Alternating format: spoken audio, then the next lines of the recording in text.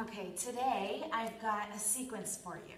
It's kind of 2-in-1 for our exercise of the week because it's the holidays and I feel like you need a little bonus. The bonus is a transition we're doing in our body flow class this week. It's a transition from balance into hip openers. So fantastic exercises for 2 key areas of opportunity and tendency for under-delivery. What happens in a large group setting is there's a move that comes up and you have no idea how to get into it, or you're not doing it properly, so you're not getting the benefit. Therefore, in this kind of environment, we can break it down.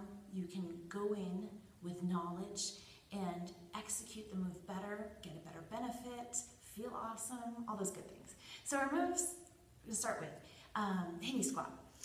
Hindi squat, we start with our feet underneath our hips, and you're going to turn your toes out to the diagonal.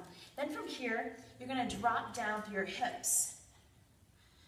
Bring your hands to heart center. Now, we want our heels, our feet, to be fully grounded. If you're here, I need you to bring your heels down. If that's not possible, go ahead and take your feet out a little wider to make it easier for you. We also want to drop the hips. Work on dropping the hips down. You're going to feel it through your hips here. Oh yes, good morning. And then just bring your eye gaze to a spot on the floor. It's going to help you focus, and it's going to help you tune in to your body. So it's going to start to sway a little bit when you're here, and you just need to listen to it so you know how to balance. From here, you're going to spread your fingers wide and bring your hands down to the mat. We're coming into a bird pose. So as you press into your fingertips, you're going to lift up to your toes. Okay? So bring your toes, and your knee is right against the back of your arm, above your elbow. And your weight's going to come forward into your hands, and you're going to start to lift one foot and then maybe both feet. If you can, try to bring your big toes together and press them together. Balancing here and coming down. So by having our knees outside of our triceps, we're getting that hip opener, we're getting balance work, we're also getting some tricep work and abdominal work. The tricep activation will not happen properly if you're not pressing down through your fingers. Okay?